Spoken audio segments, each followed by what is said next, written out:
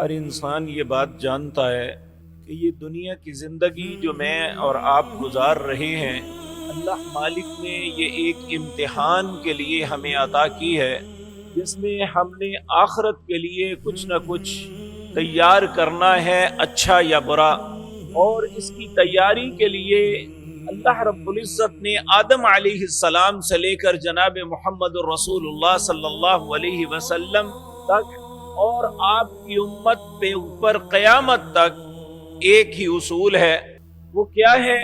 وَإِمَّا يَأْتِيَنَّكُم مِّنِّي هُدًى۔ اس امتحان کے لیے میری طرف سے تمہاری رہنمائی ملے گی، میری طرف سے ہدایت اور رہنمائی آئے گی۔